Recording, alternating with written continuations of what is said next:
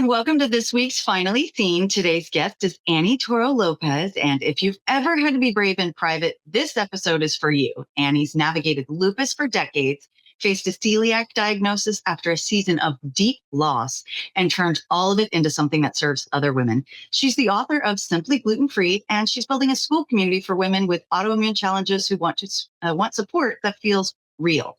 We're talking about the inner voice that carries you through and what it takes to truly be seen. Annie, thank you so much for joining me. I'm so excited about this topic. I am also so excited to be here. And I was listening to, I really appreciate what you're doing. And as an author and also as a publisher who, like, my degree's in English, I always dreamed of being a publisher. And so now we can. And you interviewed Alexa Bigmore, who is a heavy hitter in the world of publishing. So I have to tell you, I'm very honored to be on the same stage as Alexa Bigmore. So I love Alexa. She and I have been friends for 10 years, maybe. I don't know. It's been a long time. We originally connected because we're both twin moms and in the book world. So got it. Sure, of course. I learned of her through her Women in Publishing, right? So been attending that for like 4 years, and she helped me so much with the book and, just her incredible expertise. So anyway, I'll stop gushing because she's amazing. Her ears are probably burning right now. Right. Well, I started off by talking about your lupus diagnosis, and I know that that's a really hard one to get sometimes because it shows up like so many other things. So Exactly. Tell me a little bit about your journey with lupus and what kind of led you here where you are today. Yeah, thanks. I was diagnosed with lupus in my early 20s. I was 23. I had it like with the first symptoms that I know now, understanding that were symptoms of lupus when I went to school at 18 and went to the University of Nebraska. The winter was just like agonizing, and I had Raynaud's, which so people have autoimmune usually know what that is.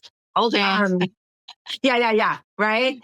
So, and I don't anymore. I want to make that really, I want to say that, like, I don't have that anymore. So, yeah. And that's part of it. But, anyway, so I was diagnosed. I was really fortunate that I had a doctor who listened to me, and she was a woman. There we go. And I really sexist, but I'm just saying, I was just saying, not trying to be sexist, but the doctor who literally rolled his eyes at me was a man.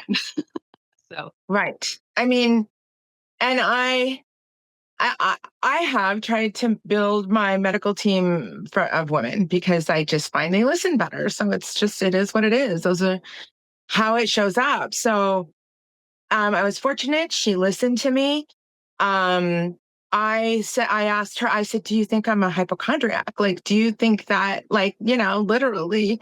And she said, no. She said, we do tests and that's what comes back. And, so with the lupus diagnosis, it's really like check boxes. And so it's like, oh, this and this and this that we see. And then kind of the icing on the cake, if you will, is when they will test for an ANA. Mhm. 97% of people who have lupus have a positive ANA, but it is possible to have lupus without a positive ANA. Very rare though. So when she said she wanted to test me for an ANA, I was like, oh, okay, whatever. Because I didn't know what it was. Right. And so then she's like, I so remember, because she was my doctor for 25 years. And I so remember her coming in the door and just a look on her face. And she was like, because my ANA was 1 to 3,100, which is like astronomical, right? Yeah. So she's just like, and we laugh. My husband and I laugh because I've heard so many times in my life, well, we've never seen this before. That's like part of it, right? But so I lived with it for a long time, like really just like, as people who have lupus know, you kind of get passed off from like medical professional to medical professional, and they give you pills and you swallow these really toxic pills that sometimes work and sometimes don't. And sometimes they cause other problems. And sometimes you have to take medication to to counter the problems that were caused by the medication. And that's a really tough loop to get caught in. Yeah, 100%. Mm-hmm. I'm currently kind of in that loop with, I have to take so many antihistamines that my eyes are so dry that now I've got severe dry eye, and they want me to go get the stem cell thing for my eyes. I'm like, oh my gosh. Yes. And and it's just, it feels never ending. And it's not just that, but you're also feeling, you don't feel well. Like you feel bad. Body feels bad. And you know it. Like the thing I tell people with lupus is like about lupus is there's no question that it's trying, like it wants to kill you. Like you're dying of it. It's not, and there's no question about that. And I think that's some part of the hardest part is that, you really are facing something very difficult, not just in a physical space, but also in an emotional and mental space. Yeah, So I not to interrupt you, but that's no, please. that's something that I've dealt with too. I'll say something kind of jokingly. I'll be like, ha ha ha, yeah, it could kill me. Well, yeah, I guess literally it could. Because for me, I have 5 IgE mediated allergies, food allergies, and then on top of histamine intolerance, and then suspected MCAS, but that's so hard to nail down that. Nail down, right? Yeah. So I try and pay attention to my nervous system and eat the low histamine foods. But I was telling you right before we came on, like right after lunch, it was one of my safe foods, and then hives all over. And this time I took a picture so that when I go into the doctor next time, I can show him and be like, see. And women get so dismissed. Like that's part of the big picture, isn't it? And just like talking about MCAS, right? That diagnosis didn't even come about. And correct me if I'm wrong, but I believe that diagnosis didn't even come about until 2024.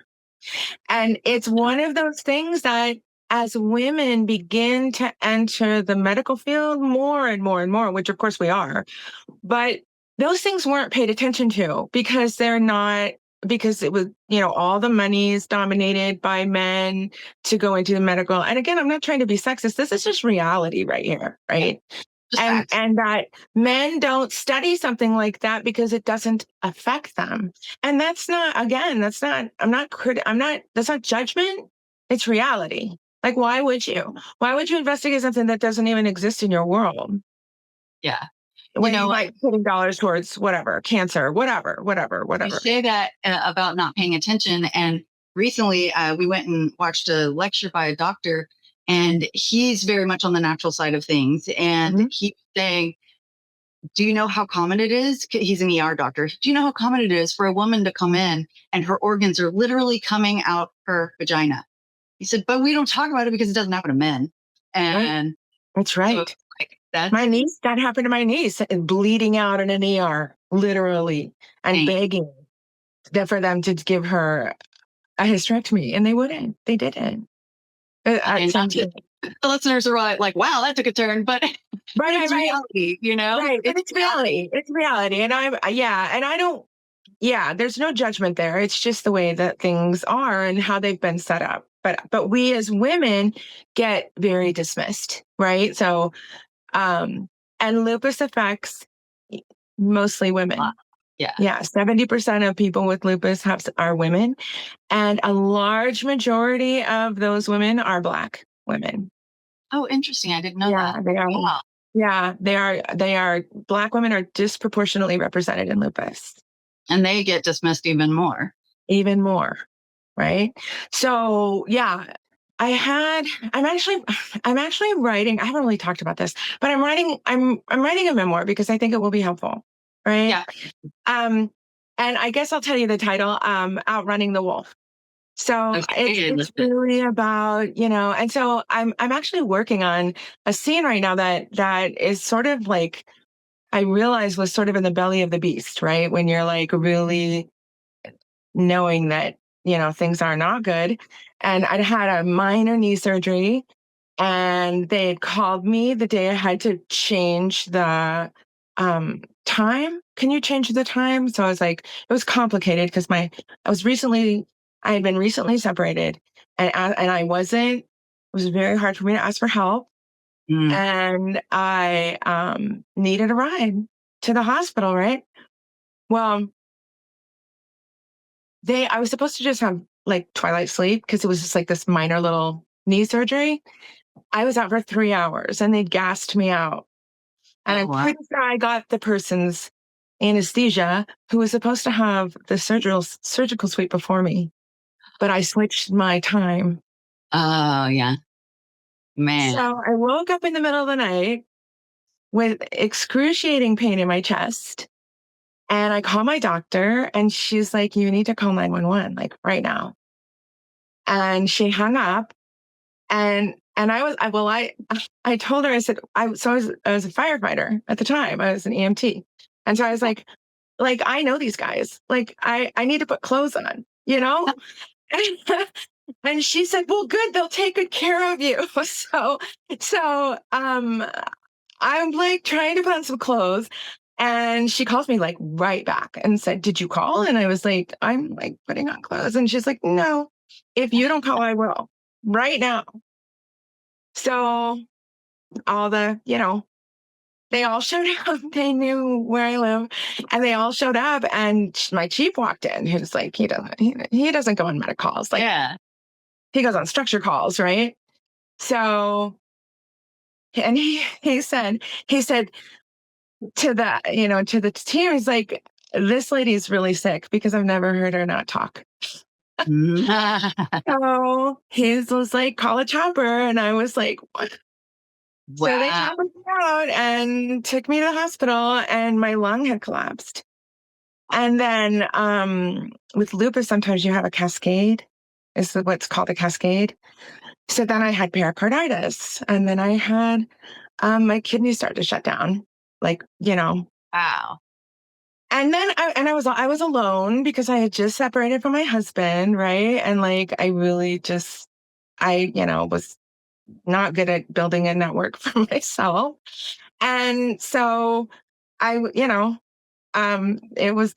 was really, really rough. And I'm writing about it. Like I'm in the middle of writing that scene right now. Like, yeah. So, um, it was really, and that was a turning point for me. I was just like, I just can't live this way anymore. And I have to understand what's happening. What's Yeah. happening? Like, why? In what world does it make Yeah, in what world does it make sense that my body's attacking at something?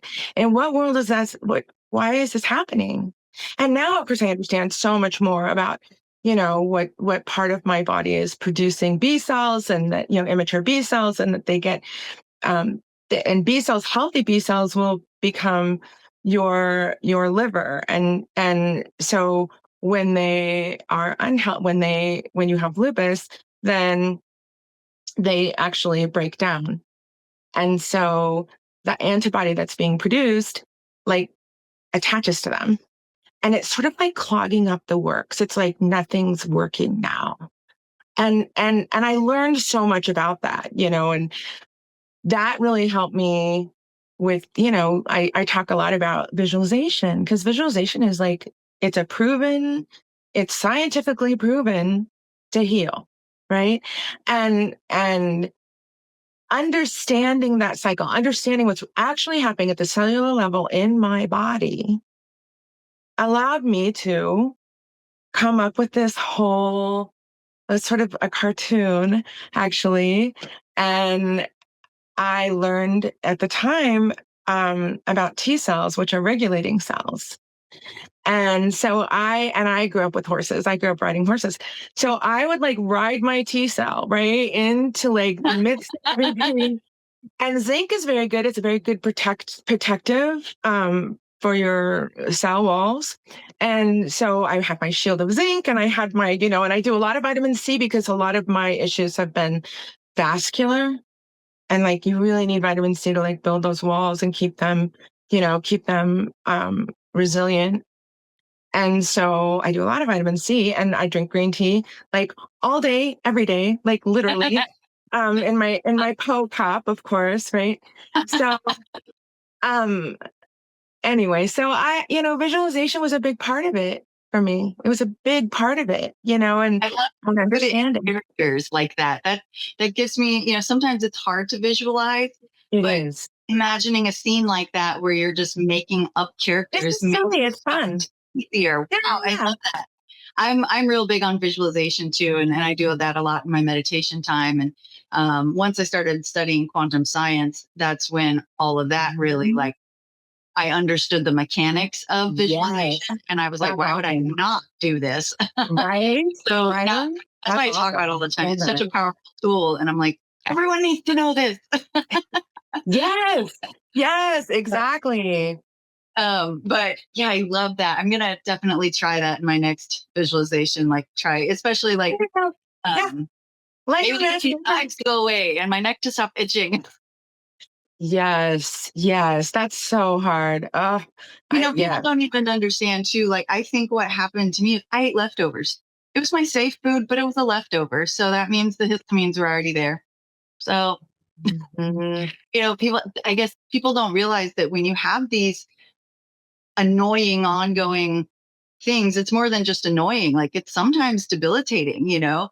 Like for me, I don't know if this ever happened to you, but like clients, hey, you want to go to dinner? I'm like, ugh. Oh gosh, yeah. Or you want Absolutely. to go to lunch? I'm like, not really. And Right? Yeah, I'm not being personal. exactly. Like I have a conference coming up that's a 3-day thing, and I'm like, and my daughter deals with the same thing. She unfortunately has to travel a lot. So she literally cooks her food at home, brings it frozen in a frozen thing with her that she bought, and heats it up. I think she just lets it heat up naturally. I don't even know what she does, but she has to bring her own food so that she doesn't have reactions. And Right. And people I don't, and people who don't live with that really don't understand. And again, it's one of those things like, why would you? Like, why would you? Right. Unless don't, someone in your don't, life. but Yeah. Yeah. Right. So yeah. But I hear you. I think eating out, I have with celiac, eating out is just like it's very, very difficult. And I feel fortunate because I live in Colorado and there's a lot of awareness here. Like, yeah, yeah, we're like the top, always one of the top five, healthiest states, like always, usually in the top two.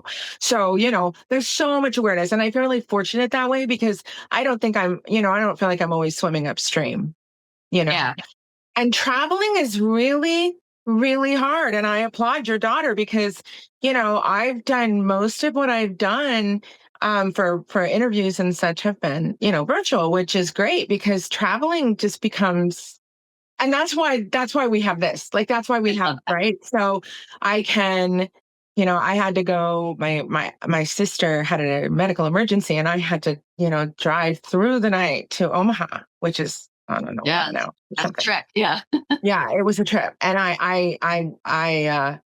when I got there, the only place I had, I was staying with her, and she's not celiac, and I just kept getting sick. Like I just couldn't get away from it. And so my, my husband packed up our fifth wheel and, did all the things that needed to be done because it was like early spring. And so we hadn't done like, all the things that have to be done and drove to Omaha. So I would have a safe kitchen, which was, wow. yeah. That's one thing too. People don't realize the sensitivity. I've gotten better myself, but like with my daughter, her lab test came back. It's a lot of olfactory. She can just smell it, and Thank you. there we go. And it's like that with me with peanuts. If there are actual peanuts around, Oh, that's one of my absolutely. allergies, That's a and really scary allergy. Yeah. it is. Yeah. I That's a I really basically am scary on one. Xolair now, which is helpful. After going into anaphylactic shock from some sesame seed oil, Mm. Oh, I was able to get on yeah, Xolair, that's but so scary. it's just, yeah, what I say that it was scary, but I'm so glad I actually went into anaphylactic shock because it lowered my anxiety. So now if I start to feel something coming on, I'm like, oh, this is not shock. This is just regular anaphylaxis. It'll pass in about an hour. And so it lowered my anxiety, which was Good. really a blessing. So Yeah, uh, yeah, it matters. And that matters. Like my daughter had a reaction at one time we had to call, the paramedic or the EMTs, and I knew enough to give her, like start loading her up with Benadryl. I'm like, here, take, take this now. Let's take another. And she was thought for a while that it was like pecans or walnuts because they're common, right? And so she's had such anxiety, but she's decided to test it. And I was like, okay. And now she can eat them. And we had talked about that too. She's like, I'm so a little anxious, even now. Like I've had them full on and but I was like, I get it. Heck yeah. Like it's hard when you know when your body is gonna really overreact. Like, Is it going to try and kill? Because I was reading on something about you, and you talk about how you like to remove the limiting factor from foods. You want to kind of reframe that for people who have autoimmune issues. Tell me a little bit about that. Yeah, I think so when I learned I had celiac, um let me back up a little because it was um my dearest lifelong friend and my sister passed away 6 days apart. And then 3 weeks later, I was diagnosed with celiac. And so I was just like kind of flattened, you know? Yeah. I actually was really grateful because I realized that I know how to cook, right? Like I was raised in Nebraska, like in the breadbasket of the US, right? And with all the wheat and the soy and the corn. But I also knew like how to go out to the garden and pick a zucchini and an onion and and a tomato and make dinner. And obviously that's something I think, we really lost, that being in touch with what we eat. And I think as far as limiting, it's really, I mean, there are two things I think to that. One is eating whole food, right? Real food. You start with a stalk of celery and carrot, celery, and onion, right? That's the whole what's that quite? It's not the Holy Trinity because in New Orleans they can't grow carrots, so that becomes peppers. But one of those three are usually referred to in cooking as the Trinity, right? Okay. A base of anything. You can make anything out of that base, right? Interesting. So we've lost so much of that. We've lost so much of that, and in ultra processed foods, and and also in time limits. Like that's just real. Yeah, That's just real. So, um, but it's. I think that understanding that the limitation, that we're not um tied to these processed foods, that there really is a way to make your own food. And one of the programs we've done is to go into the downtown Aurora Visual Arts Center. Shout out to them because they're amazing. They're an after school visual arts program that serves the immigrant uh, and refugee population in Denver, which is very large. Okay. So we went in um, to teach the kids how to grow their own food without spending any money. Like literally, like, you can get a red pepper from the grocery store. You can, we taught them how to do vermiculture. We taught them how to you can get a, a frosting bucket from the bakery and they're free. And you've got a plant, you can grow your own little garden. So food security has always been a focus. Mm-hmm. So I guess, yeah, I just think it's so important for us to understand that to be closer. I was like, know your farmer, right? Know your farmer. Know where your food comes from. Like we go to farms, we shop at farms all the time. Lulu's is our favorite. We were like, we need to go to Lulu's. We're out of such and such. So, we really literally go, we find the farms in our area. Well, we are a farm too. So there's that. But I'm not so much anymore. I'm not that active as a farmer as I used to be, but yeah, it's all You said understanding. about the food insecurity, and that's one thing that I've been talking to my husband with lately that through all of this, I think has given me another passion that I want to be able to do. But I'm concerned about the homeless population who also have these food allergies or sensitivities that are just Mhm. causing them to go back into, constant inflammation or, because I know how debilitating eating the wrong thing can be. And Mm, certainly you're the so stress right. that they're under not having a home causes even more. Absolutely. And like, So I tell, how do you show up?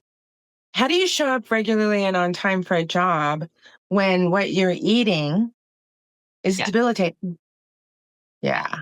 Isn't that the So truth? that's one And of that's the a things. whole other thing, but you're right. And again, so that like awareness that we have here in Colorado, I have to say, our Colorado Springs community our celiac community there is just, I love them. Like it's such a great community. And we just had a barbecue place close. And man, everybody turned out for them because she has autoimmune, and she was like, I just can't, restaurants are so demanding Yeah, and she wants to write a cookbook and I'm like, let's talk. So she's, but um they've been amazing for the community and I think that's really really helpful too to have like, you know, other people who get it and other people who, you know, yeah. can, Well, can that's one reason why I wanted to do this podcast called Finally Seen is yes, we talk about the publicity side and visibility side there, but also it's this sort of stuff being seen for like all these things that sometimes we don't feel like people understand and we're not complaining. We would just like for you to right. understand. Yeah, that's a good point too, right? Like it's not even, it's again, like we were talking about earlier, it's like I'm not judging. This isn't like, I'm not saying, but it's also something that we need, you do need that the people in your life to understand, right? Especially like with celiac. And I'm really fortunate because my family is so supportive. And so isolation is also, Mhm. right? So we have a loneliness epidemic that happened before the pandemic, right? Yeah. So, and that's also something we have to, as people, outreach and asking, it's so hard. It's so hard to like, put yourself out there and be vulnerable and, allow people to see you. I always say, see you for those sorts of things, right? It's like, even when I had lupus, I didn't have to go into a restaurant and say, hey, I have lupus. Like, you need to do these special things because I have lupus. Like, that's so hard to do for some, especially I mean, it's easier for me than it used to be, but that's really hard to do. Talk about being seen, right? For who you are and what you are. Like I'm just gonna announce to the whole restaurant. And we were in a restaurant that we like and that we go to and I usually trust, obviously. And I ordered whatever, but it showed up with a piece of bread on my plate. And I was like, um, so the waiter was at the other table, like right next to us in an empty restaurant, I might add. But it's like right here. And I was like, excuse me, but I blah, blah, blah, blah. And he was like, oh, do you want me to take it? And I was like, yes, please. And so he's like, I get it. I get it. I have food allergies too. And I just, and it doesn't matter and it shouldn't matter. And it doesn't ultimately. But I knew that the people sitting at the table was like, well, she's extra, right? It's like, take this plate away, right? Because it has a piece of bread on it. Yeah. And the waiters were wonderful. And my waiter came back and he was just like, I'm so sorry. Like, I wrote it and he's like, I understand, and he said, actually, thank you for sending it back because it's important that, the back of the house knows. Yeah. But, talk about being seen. Like, I just felt like you feel exposed. It's beyond, you feel so exposed and just so like, and, I mean, again, like, yeah. Yeah. I'm like, it doesn't matter what they think. They're not going to suffer for, 3 weeks if I, True. so whatever. But, and I have to advocate for me. Yeah, I love I'm that. in charge of me. Yeah. And so I can't expect, anyone else and to take the steps that I need to take to protect myself. And so, and that's kind of what I was trying to say earlier, tangential thinking. So after to alleviate my loneliness, which was severe, um, I I started a group. Like I started someone in a celiac group, um, had recommended a group by a large retirement association that I'm not going to name here, but they and it was for women over 50.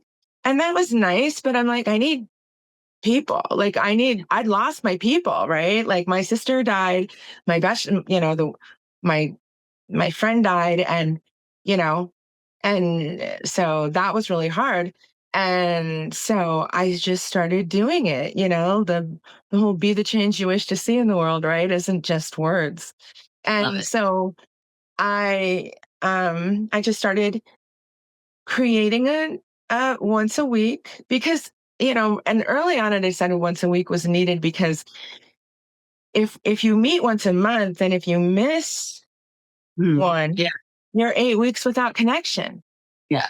So I started just and keeping myself safe, taking, I made I made all the plan, like every place I call ahead and I'd, make sure that I was safe there. And I didn't feel like I could like, not trust so much as it's just my responsibility to do Mhm. that. I didn't feel like I could pass that along. And so I set it all up, once a week for a long time, for well over a year. That's Um, cool. ev- Eventually we settled on like one day. I decided because we go to all sorts of different places and we're pretty aware. So we try to go, like we try to support like coffee shops that do, good things. Nice. Like, or like we went to Daba, the place I mentioned earlier. We took the group there like for the first time just a couple weeks ago. And it was so great because we always adopt a family at Christmas and they're all just like, let's adopt Daba because then we can help like a whole bunch of families. So we're going to adopt them this year, which is great. But Hopefully they don't. they, Hopefully they don't watch this. what's that? I said, hopefully they don't watch this. Or was this last Christmas? That's right. That's right. That's right. So yeah, we'll talk to them and see. Tired of overpriced energy drinks full of junk? Same. That's why I use Babello, a self-carbonating hydration packet that gives you clean energy, electrolytes, and vitamins without the crash. Just add water, shake, and sip. It's way more affordable than typical energy drinks and way better for you. Use code ChrissyBernal15 at checkout to get 15% off at drinkbabello.com. Hydration just got an upgrade. I had to take care of myself. Like I had to call ahead and I had to do those things. Now so we've been 2.5 years. We have over Wow. 500 members. I had 150 like overnight, like literally, and I'm not exaggerating, like within a few days, there were 150 members because people need connection. And so, now I have 3 other admin who I love and they take everything over for me. If I have to like going to my sister was like, I can't deal with this right now. And I had a few different people step in, but yeah, so we've had, 2 years and we're going strong and I definitely expect it to outlive me. So That's really yeah, cool. yeah, it's a great organization. We're called Dawn, Denver Area Women's Network. And yeah, and we just kind of grow steadily and it's always, we always say we've never had the same group twice. Yeah. Yeah. So that's very cool. But I love that. Well, I was also reading before this too. You were talking about your numbers that were astronomical earlier. Was it AMA? Is that Mhm. what it's called? It's an And anti-nuclear antibody. okay. And Yeah, you yeah. got it down to negative, right? Nothing negative. They say you can't do How that. how did you do that? Or Well, how do so you the same, suspect you did right? that? So like, yeah, so the same. I recognize the importance of the food that I put in my body, and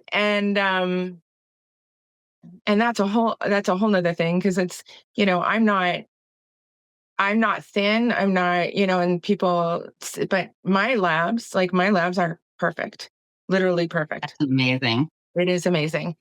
I'm so happy. Like my doctor was just like, wow. She's like, we don't even have to run them. She's like, I'm not even going to run them from that. Cause I had to change insurance. I had to change. Anyway, I was coming back for insurance, the American healthcare. But yeah, so she was just like, I hadn't seen her in over a year. And she was like, this is amazing. Well, yeah, I mean, your skin looks good. Your hair looks good. Like, I mean, yeah, right. That's just incredible. Right. And so, I believe that overweight and all is a social construct. It's not of health.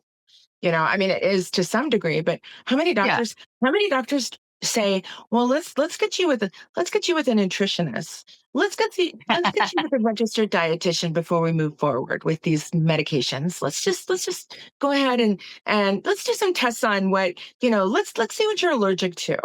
No. Yeah, you're right. Let me give you this pill. And if they can't solve it with a pill, then they'll do surgery. And you will have had to have an X-ray and then a CT scan and then an MRI before anything even happens. So that's like hundreds of thousands of dollars. Yeah, you're right. I mean, even my own allergist. What if they sent you to a nutritionist? What if the nutritionist was the first line? What if that would be so much cheaper? Right?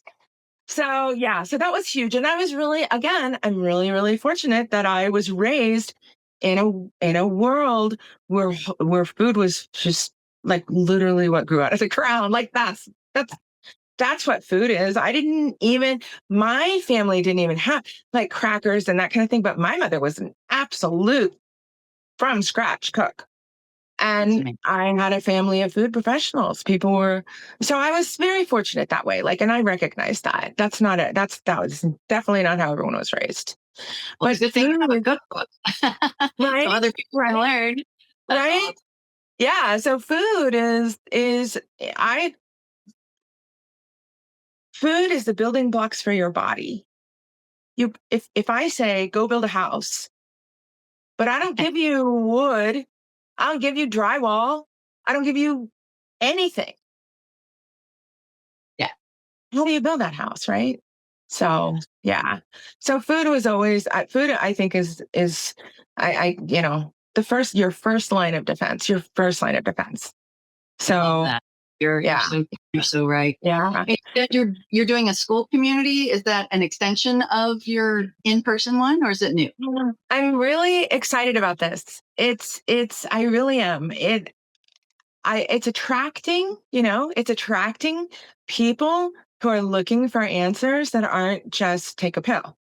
Right. And I'm not saying that I'm not a doctor. I'm not, not medical advice. Go talk to your doctor. Not medical advice. That's right. So, but it's people are looking for something else. Right. And we are trying to heal ourselves. And what I found is that if I get the hell out of my body's way, generally it's good. It's good for that. Right. So, yeah, I know for me, once I switched to a completely low histamine diet and obviously avoided my 5 food allergies, I dropped like 20 pounds like that because it was all inflammation.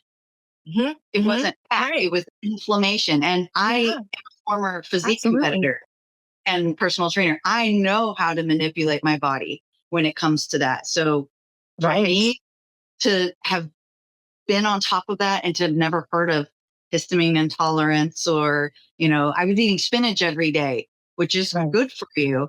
Not for me. It's not for you, right? Exactly. Histamine. Yeah. So I think we have night days. Yeah. Definitely. Right. You know what I did for my for salsa? I used cranberries instead of tomatoes. Ooh, that sounds amazing. I love cranberries. I have cranberries in my smoothie every morning. So yeah. It's so good for you. I was really missing chips and salsa. And, we're here in Houston. We have a lot of Mexican food everywhere. And I was like, I need some pico. Yes. That's a great idea. Yeah. That's good. Cranberries are so good for you, right? I mean, I love them. Yeah. So anyway, well, I'll show you my book because why not? Right? We're here. So Nice and thick. Oh, I love a hardcover too because that's great for gifting. When I first got it, when I first published it, I didn't feel like the paper was heavy enough. So I did up the paper. It just needed it. And I think now it's much, much better. But it's it's pretty. It's pretty. Yeah. And I do all every so tiny. Yeah. And the peanuts. I love the Thai quinoa. Yes. And that the peanuts, you wouldn't be able to do. But and then just like, things that are simple that are just a lot of people like are good for a good cook's repertoire, right? So you just want to have, here's the thing. When I first, and lots of vegetarian, they're not all vegetarian, but I felt like it's for the family. Like what I heard a lot because I published one cookbook and so this was my first cookbook and it's a green chili cookbook and for Colorado. What I was hearing, and I knew I wanted to write another cookbook, and what I was hearing was, literally like, I don't know how to feed my family. Like, and what really hurt my heart because I was a middle school teacher is like, my 14-year-old was just diagnosed with celiac and I don't know what to feed him. I don't know what to feed her. I don't know what to send to school with her. Or is school lunch safe? No, it's not, by the way. But it is covered under the ADA. So get a plan with your school. That's good to know. Celiac and lupus are both covered under the ADA. Nice. Absolutely. You have lots and lots of rights. So I really felt like it was important to have something that was just like, what do I take to my friend's house for the football game? Or, that kind of thing, right? Or like all of the salad dressings I like have gluten. So they're dressing recipes, right? Soup recipes. And what I found when I was doing research was that for the cookbook to begin with is that 90% of gluten-free cookbooks are for baking. Yeah. And it's nice. It's good. It's nice to know how to bake a cake. Don't get me wrong, but you need to feed your family, right? So I do have a recipe in here. The very, very back are sweets. There's not a lot, but it's just regular things you maybe don't have to bake, or like you could do as a simple pavlova. It's one of my favorite things ever. Lemon pavlova. Nice. I love that. Well, you're right because when I cook for the family, if I'm cooking something that isn't aligned with all my stuff, I can't even taste it. So I'm like, is this tasting right? But using like your cookbook, that it's going to taste good, but still accommodate is amazing. Exactly. And there are different, and it's all marked like different. So you can see like different allergens. I don't know if can you see that? Oh, like, nice. Yeah. So it's got a code system for if it's vegetarian or gluten-free, contains nuts, this is egg-free, that. So the 5 major allergens. Nice. So yeah. So you can, every recipe is coded. Yeah. That's amazing. Well, where can people pick up the book? So I am my own brand. So if you Google Annie Toro Lopez, you will find me. But I have my my website, AnnieToroLopez.com is going to be the best place, and I have links to all my podcast interviews and I have links to all my social media. Just getting started with putting all of the podcast interviews up on YouTube. So we're getting that done too. So I having a little help is amazing. Ask for help when you need it, man. Just do it. Right. I know, I'll say whenever I hired my first person onto my team, it was like, why did I wait so long? I know, right? Isn't it?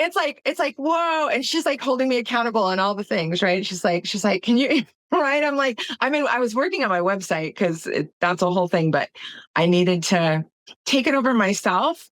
And so I built it myself and I'm very, very happy with it. But it's, I just got it finished and I've been like, that ADHD hyper hyper focused. Like, this is all I can do until it's done. So I just got it finished. So I'm really, really excited about it. But so yeah, that's really going to be the best place you can find everything. I've got a link to my autoimmune empowerment community. I've got a link to, if you want to book me to speak, if you want to book for a podcast interview or a keynote speech, I'm there.